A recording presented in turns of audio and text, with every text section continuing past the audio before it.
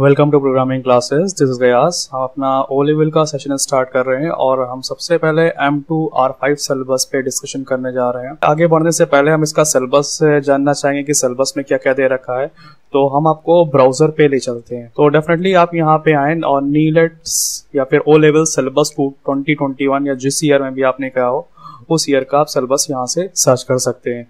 अभी जो हमारा लेटेस्ट सिलेबस चल रहा है वो हमारा रिवाइज सिलेबस आया है, जिसमें M1 R5, M2 R5, M3 R5 यानी R के बाद में डेफिनेटली आपको 5 मिलेगा। तो यहाँ से आप ये डाउनलोड कर सकते हैं और देख सकते हैं कि आपके सिलेबस में आपको क्या क्या पढ़ना है। जैसा कि हम लोग M2 R5 स्टार्ट करने वाले हैं और हमारा M2 R5 सिलेबस जो है वो हमारा web publishing, web designing and publishing करके है। तो यहाँ पे इसका मार्क्स वगैरह भी लिख रखा है, कितने मार्क्स का क्या आने वाला है। और ये डिटेल्ड सिलेबस की अगर हम बात करें तो यहाँ पे डिटेल्ड सिलेबस भी दे रखा है। तो जिसमें से हमें सबसे पहले इंट्रोडक्शन टू इंटरनेट, WW क्या है, वेबसाइट क्या है, वेबसाइट काम कैसे करती है, web pages front end back and वगैरह क्या होते हैं, clients and server scripting languages क्या होती है, रेस्पॉन्सिव वेब पेजेस क्या होते हैं या वेब डिजाइनिंग क्या होती है, और टाइप्स ऑफ वेबसाइट कितने की तरह की होती हैं। Basically static and dynamic website पे हमें फोकस करना है। फिर हम लोग सीखेंगे कि एडिटर्स वगैरह किस तरह से हम लोग यूज कर सकते हैं। नॉर्मली HTML के कोड हम लोग नोटपैड पे भी टाइप कर सकते हैं, या फिर अगर हम और एडवांस पे जाना चाहें जैसे कि इन्होंने दे रखा है नोटपैड प्लस, सबलाइन टेक्स्ट एडिटर, या फिर हम लोग वेरियस एडिटर्स का यूज करके HTML का प्रोग्राम रन करा सकते हैं। एडिटर्स को इंट्रोड्यूस इसलिए किया गया ताकि हम HTML के प्रोग्राम कर पाएं। तो एक एक करके हम लोग स्टेप बाय स्टेप हम यहाँ पे सीखने वाले हैं। तो जैसे कि हम लोग सिलेबस ऑलरेडी देख चुके हैं, हम लोग चलते हैं अपने इंट्रोडक्शन पार्ट कवर करते हैं इंटरनेट का।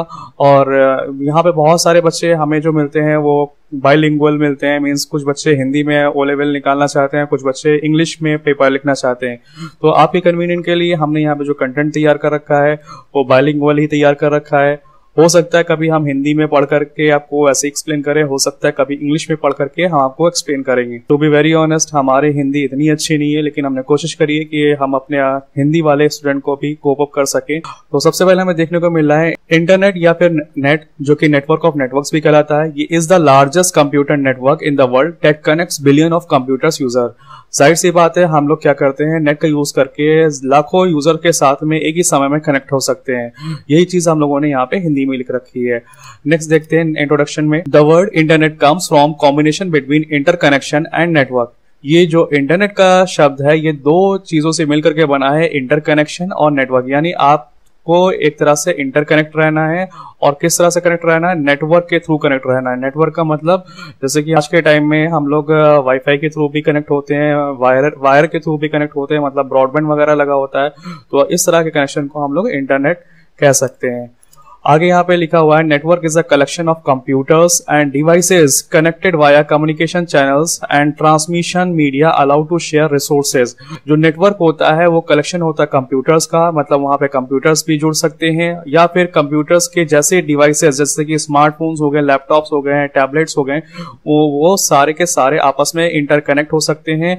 और वो क्या करेंगे, कनेक्टेड वाया कम्युनिकेशन चैनल, किसी ना किसी कम्युनिकेशन चैनल से मिलकर के कनेक्ट हो रहे होंगे। कम्युनिकेशन चैनल का मतलब यहाँ पे है, जैसे कि अभी हमने आपके सामने नाम लिया था, वाईफाई हो सकता है, वाईफाई के थ्रू दो डिवाइसेस कनेक्टेड हैं, या हो सकता है कि कुछ वायर के थ्रू जैसे कि कोएक्सियल वायर आता है, ट्विस्टेड पेयर आता है, फैब्रिक ऑप्टिक आता है, इन वायर के थ्रू कनेक्टेड है। तो हमें कनेक्ट होने के लिए या तो वायर की जरूरत पड़ेगी या तो वो वायरलेस मीडियम भी हो सकता है। दो डिवाइसेस को कनेक्ट करने के लिए वायर या फिर वायरलेस हम लोग जा सकते हैं। तो उसी को हम लोग कम्युनिकेशन चैनल्स बोलें या फिर ट्रांसमिशन मीडिया बोलें, बात एक ही है। और यहाँ पे टू शेयर रिसोर्सेस लिखा है। शेयर रिसोर्सेस का मतलब हम लोग हार्डवेयर, सॉफ्टवेयर, डेटा या फिर इंफॉर्मेशन को शेयर कर सकते हैं। जैसे कि अभी हम यहाँ पे यूट्यूब पे कुछ अपनी इंफॉर्मेशन शेयर कर रहे हैं और डेफिनेटली ये इंफॉर्मेशन कई लोगों के पास में जा रही है। या फिर एक और एग्जांपल के थ्रू हम बताएं तो डेफिनेटली आप सभी लोग कभी ना कभी साइबर कैफे गए होंगे। तो साइबर कैफे या फिर ऑफिस में 10 या 12 सिस्टम जो भी होते हैं उस एक रूम में या फिर ऑफिस में, उसमें हर एक सिस्टम पे यूजर का क्या करते हैं, प्रिंटर एक ही रखते हैं या फिर 2 होंगे मैक्सिमम। ऐसा नहीं होता कि हर एक सिस्टम के साथ में एक प्रिंटर आएगा। तो वो प्रिंटर क्या है, एक तरह का हार्डवेयर है, ठीक है। और वो हार्डवेयर बाकी के सारे 10 या 12 मशीन जितनी भी पीसीज रखे हुए सबसे कनेक्ट हो रहा है। तो ये हमारा जो नेटवर्क का कॉन्सेप्ट है या इंटरनेट का कॉन्सेप्ट है, इसके थ्रू हम लोग क्या कर रहे हैं, रिसोर्स को भी शेयर करा सकते हैं या फिर सॉफ्टवेयर को भी हम लोग शेयर करा सकते हैं या फिर इंफॉर्मेशन या फिर डेटा को भी शेयर करा सकते हैं। तो शेयरिंग का कॉन्सेप्ट जो है वो इंटरनेट के या फिर नेट के होने की वजह से या फिर नेटवर्क के होने की वजह से हमारा पॉसिबल हुआ है। कंप्यूटर नेटवर्क एक विशाल संग्रह है जो दूर दूर तक का डेटा और संदेशों के परिवहन के लिए एक विशाल नेटवर्क के रूप में कार्य करता है और एक ही कार्यालय से दुनिया में कहीं में भी हो सकता है। इसका मतलब यही है कि आप अपना नेट का यूज करके आप अपने घर से, ऑफिस से, कहीं में भी किसी को भी कुछ डेटा ट्रांसफर कर सकते हो, एक दूसरे के साथ में कनेक्ट हो सकते हो, चाहे आप इंडिया में हो, चाहे आप ऑस्ट्रेलिया में हो, वर्ल्ड के किसी भी पार्ट में हो, आप इजीली कनेक्ट हो सकते हो। तो बेसिकली हम लोग सभी फैमिलियर हैं इंटरनेट से, लेकिन हो सकता है कि हमारे पास क्वेश्चन लिखने के लिए आए, तो ये कुछ पॉइंट्स हम लोगों ने यहाँ पे आपको दिए, इनमें से आप कुछ पॉइंट्स आप अपने पेपर में लिख सकते हैं। अब हम नेक्स्ट देखना चाह रहे हैं कि ब्रीफ हिस्ट्री क्या है इंटरनेट के बारे में।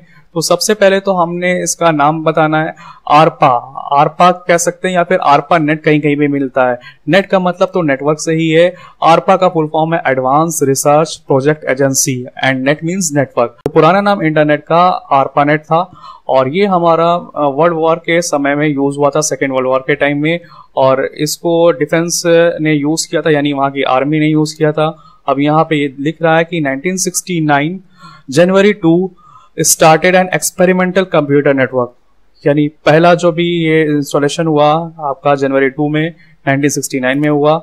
उसके बाद में उस टाइम पे क्या था, कोई भी कॉन्सेप्ट नहीं था सर्वर का।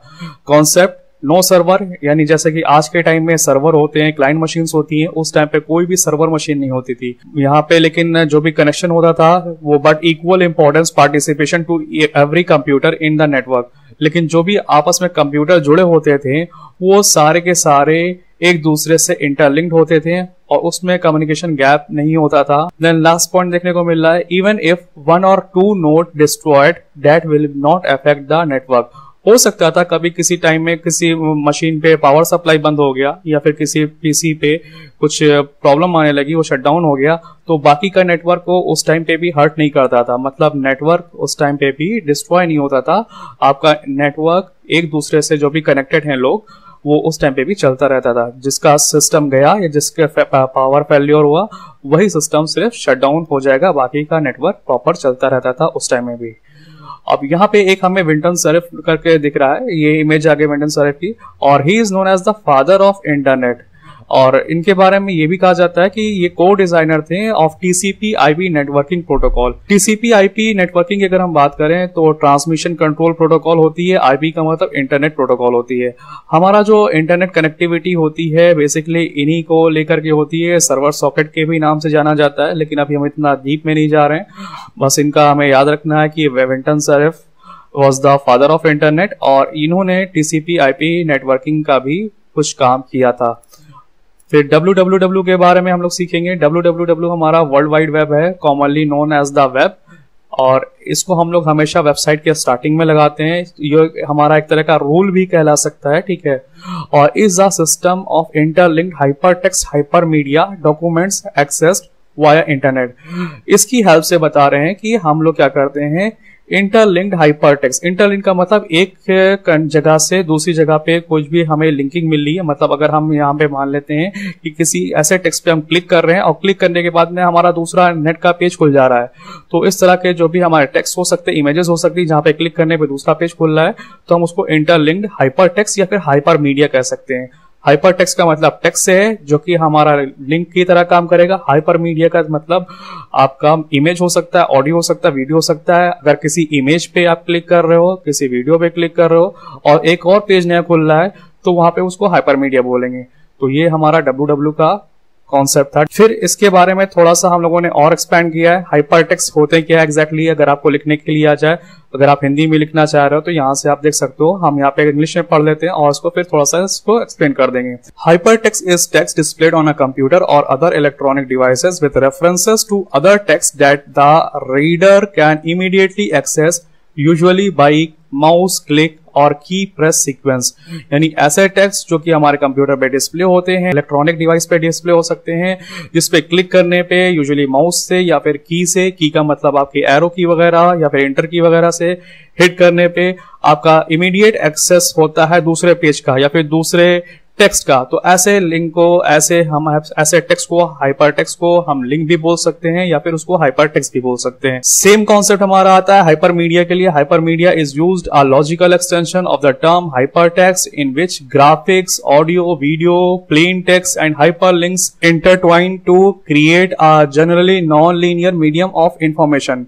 मतलब ये कहने का यहाँ पे ये है कि हमारे हाइपर मीडिया एक ऐसे लॉजिकल एक्सटेंशंस हो सकते हैं, मतलब ऐसे पार्ट हो सकते हैं किसी भी वेब पेज का, जहाँ पे हम लोग किसी भी ऑडियो, वीडियो या फिर किसी भी प्लेन टेक्स्ट पे क्लिक करने पे हम लोग दूसरे पेज पे डेफिनेटली पहुंच रहे होंगे। तो जब भी हम लोग इस तरह के किसी भी कंटेंट को पाएंगे तो हम लोग डेफिनेटली किसी न किसी पेज पे पहुंच सकते हैं। और non linear in medium of information का मतलब यही है कि जैसे यहाँ पे टेक्स्ट लिखा हुआ ये एक लाइन में है, सिक्वेंशली चल रहा है, और ऑब्वियसली इमेज जो होगी वो हमारी सिक्वेंशली नहीं होगी। मान लेते हैं कोई भी इमेज यहाँ पे भी लगी हुई है तो हम यहाँ पे क्लिक करते, इस जगह पे क्लिक करते, बीच में क्लिक कर दे, हर जगह से हमारा पेज रेंडर होगा, मतलब हम दूसरे पेज पे जंप कर जाएंगे। तो ऐसे हम लोग कंटेंट को हम लोग हाइपर मीडिया बोलेंगे। देन अगर हम बात करें कि इसका इन्वेंटर कौन है, तो इसका क्रिएटर टिम बर्नर्स-ली है। 1989 में टिम बर्नर्स-ली ने इसको इंट्रोड्यूस किया था, जिसकी हेल्प से हम लोग नेट से कनेक्ट होकर के दूसरे किसी सिस्टम तक पहुंच सकते हैं। वेबसाइट क्या है? It is a collection of related web pages that may contain text, images, audio and video. Website में आपको यही देखने को मिलता है कि या तो उसमें टेक्स्ट होंगे, या तो फिर इमेजेस होंगी, या फिर ऑडियो भी हो सकते हैं, या फिर वीडियो हो सकती है, या फिर इन सब में से सारे कुछ भी हो सकते हैं। तो ऐसा जहां पे भी आपको कंटेंट मिलेगा, लेकिन वहां पे एक शर्त है कि collection of related web pages होना चाहिए, एक पेज ना हो। मतलब एक पेज का मतलब जैसे कि अभी ये नॉर्मली एक पेज दिख रहा है, सिर्फ यही पेज ना हो, इसके अलावा भी जैसे कि आपने देखा होगा बहुत सारी वेबसाइट होती है जिसमें यहाँ पे होम का टैब, फिर प्रोफाइल का टैब, फिर सेटिंग का टैब, फिर करियर का टैब, इस तरह से कई सारे टैब्स होते हैं, यानी वहां पे कई सारे वेब पेजेस आपस में जुड़े हुए हैं। इस तरह के जितने भी हमें वेब पेजेस मिलेंगे जहां पे एक दूसरे से लिंकिंग हो रही होगी, वो हमारी वेबसाइट कहलाएगी। The first page of website is called home page. किसी भी वेबसाइट का जो भी पहला पेज हमें देखने को मिलता है उसको हम लोग होम पेज के नाम से जानते हैं। Each website has a specific internet address. हर एक वेबसाइट का कुछ ना कुछ स्पेसिफिक इंटरनेट एड्रेस होता है जिसको हम लोग URL के नाम से जानते हैं। URL का फुल फॉर्म है uniform resource locator, that you need to enter in your browser to access a website, जिसको हमें अपने ब्राउजर में डालना पड़ता है ताकि हम उस वेबसाइट तक पहुंच सकें। यहाँ पे वेबसाइट का जैसे URL की बात हो रही थी तो ये नीचे URL दे रखा है एग्जांपल में http://www.google.com। तो www.google.com हम कह सकते हैं ये इतना क्या है, URL है।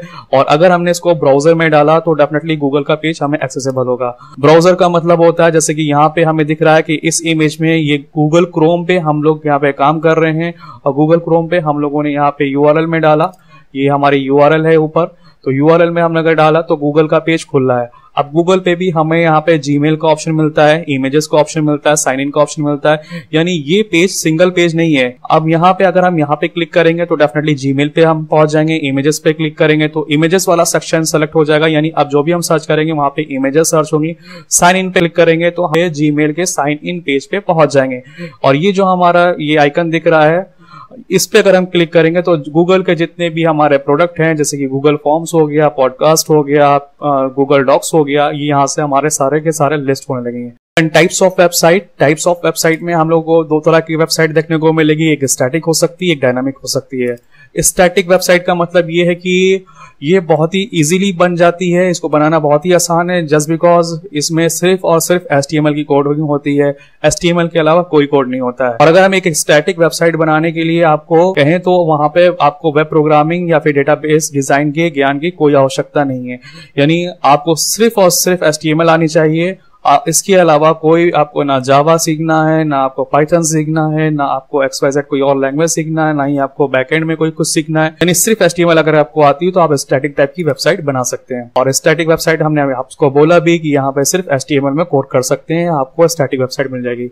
अब स्टैटिक वेबसाइट का मतलब यही है कि वहां पे कोई भी आपका ऐसा काम नहीं होगा कि जो कहीं डेटाबेस में स्टोर हो रहा हो। डेटाबेस का मतलब क्या होता है अभी हम थोड़ी देर में सीखने वाले हैं। Dynamic website is a collection of dynamic web pages whose content changes dynamically, यानी ऐसे पेजेस, ऐसे वेबसाइट जहां पे हमारा कंटेंट जो है वो रेगुलर वे में चेंज होता रहता है, ऐसे वेब पेजेस को हम लोग डायनामिक वेब पेजेस कहते हैं। जैसे कि अगर आपने फेसबुक का पेज देखा होगा तो हर रोज अगर आप जाएंगे या फिर कुछ समय के बाद में अगर आप 1-1.5 घंटे के लिए अगर आपने अपना फेसबुक ऑफ कर दिया, 1-1.5 घंटे के बाद फिर गए, आपने फिर से अपना फेसबुक ऑन किया, अभी आपको नई स्टोरीज, नई फीडबैक मिलने लगेंगे। सेम में ट्विटर में भी होता है, या फिर आप सेम में किसी भी न्यूज की वेबसाइट पे चले जाइए तो वहां पे भी डायनामिक चेंजेस आते रहेंगे। डायनामिक का मतलब है कि जब भी आप वेबसाइट खोल रहे हैं तो वहां पे नए नए कंटेंट आपको देखने को मिल रहे हैं, तो ये डायनामिक होता है। स्टैटिक में ऐसा नहीं होगा। स्टैटिक में एक बार जो कंटेंट आपने छाप दिया वही कंटेंट बार बार, जितनी बार भी आप विजिट करेंगे उतनी बार वो वही सेम कंटेंट मिलते रहेंगे। नेक्स्ट,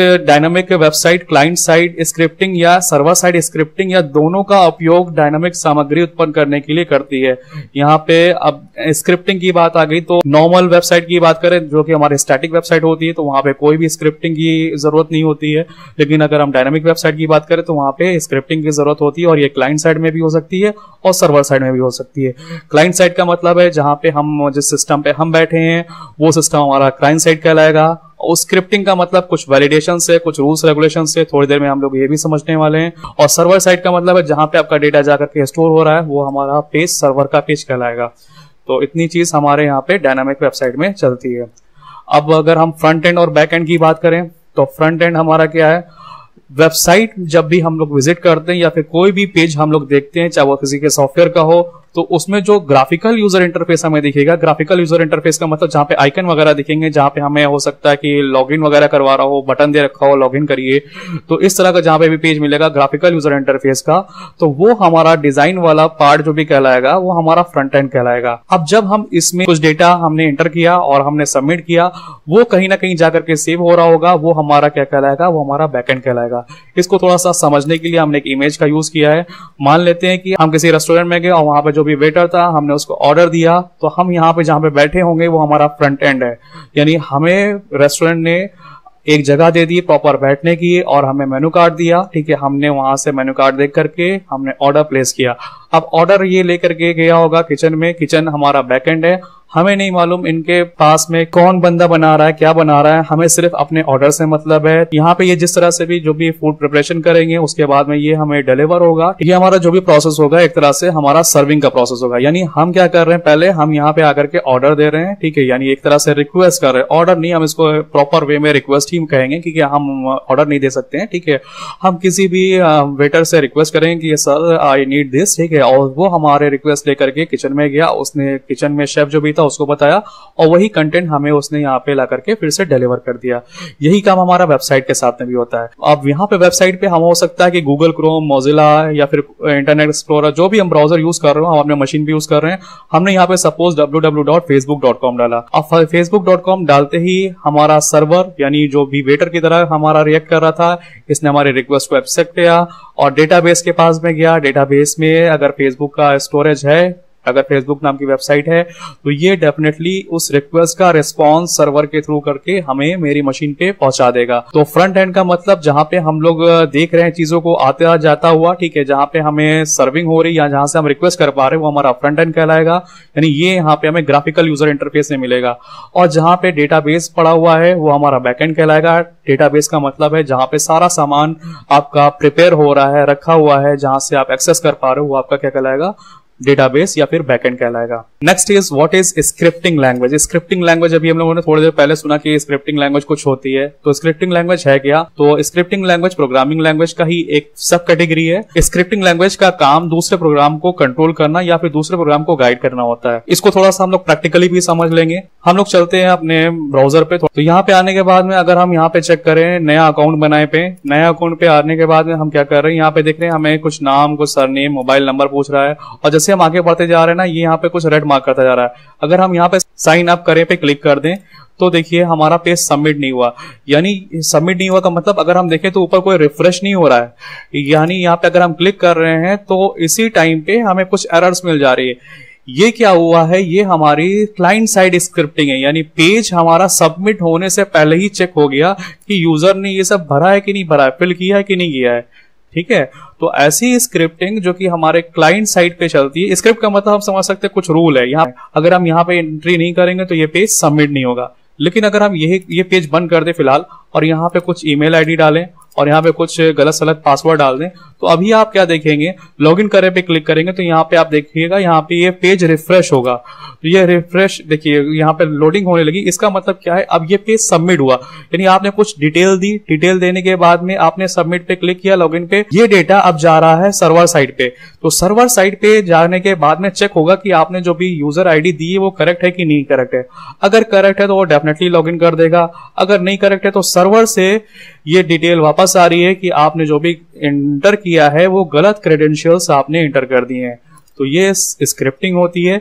क्लाइंट साइड स्क्रिप्टिंग हमने आपको समझाया, सर्वर साइड स्क्रिप्टिंग हमने समझाया। तो बेसिकली कंट्रोल करने के लिए पेज को होती है स्क्रिप्टिंग, या फिर हम कह सकते हैं चेकिंग करने के लिए होती है। तो हमारे पास में स्क्रिप्टिंग दो तरह से होती है, एक सर्वर साइड स्क्रिप्टिंग, एक क्लाइंट साइड स्क्रिप्टिंग। नेक्स्ट हम लोग देख लेते हैं सर्वर साइड स्क्रिप्टिंग। हमने आपको समझाने की कोशिश करी, होपफुली आपको समझ में भी आ गया होगा। अब यहाँ पे ये क्या कह रहा है, server side scripting languages creates the script that run on the server. मतलब जब पेज सबमिट होगा, जब पेज यहां से आपने सबमिट किया वो सर्वर पे गया, सर्वर पे जाने के बाद चेक होगा and hence minimize the workload of browser, और यहां पे ब्राउजर का काम कम होगा।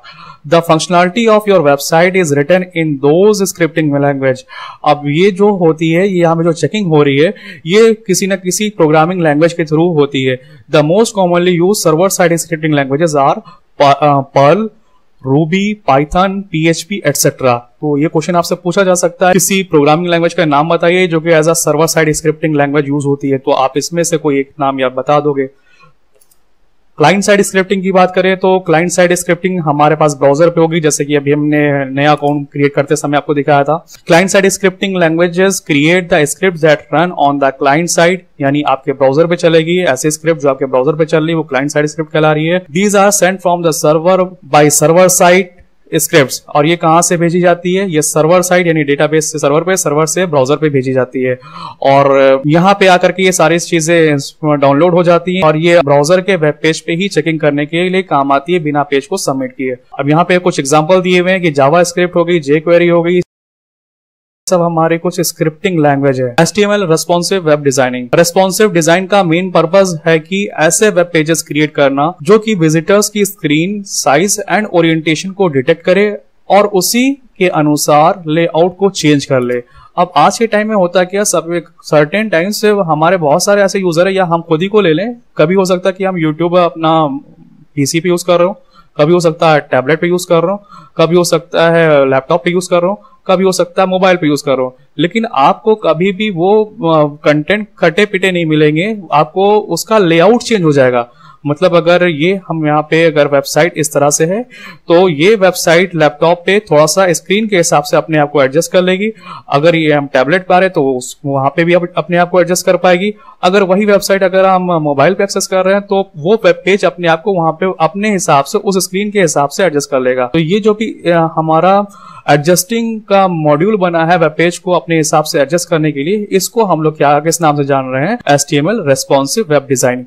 हम आपको एक प्रैक्टिकली करके भी दिखाते हैं इम्प्लीमेंटेशन। अब जैसे ये हमारा पेज था पूरा खुला हुआ था, हमने क्या किया, हमने ये थोड़ा सा साइड में लिया है और हम ये क्या कर रहे हैं, हम इसको थोड़ा सा स्क्रॉल करना शुरू कर रहे हैं। देखिए अब ये पेज अपने आप को एडजस्ट कर रहा है ना। तो अगर हम इसको और स्क्रॉल करें तो ये पेज कहीं से खराब नहीं होगा। अब ये और स्क्रॉल हो नहीं रहा है, ठीक है, मतलब हम इसको करने की कोशिश कर रहे हैं लेकिन हो नहीं रहा है। यानी जितना इसका क्राइटेरिया था इस स्क्रीन के लिए, पीसी की स्क्रीन के लिए, ये उतना एडजस्ट हो चुका है। अगर हम इसको एक्सपैंड करें तो अभी आप देखिए धीरे धीरे अपना एडजस्टमेंट लेता जा रहा है।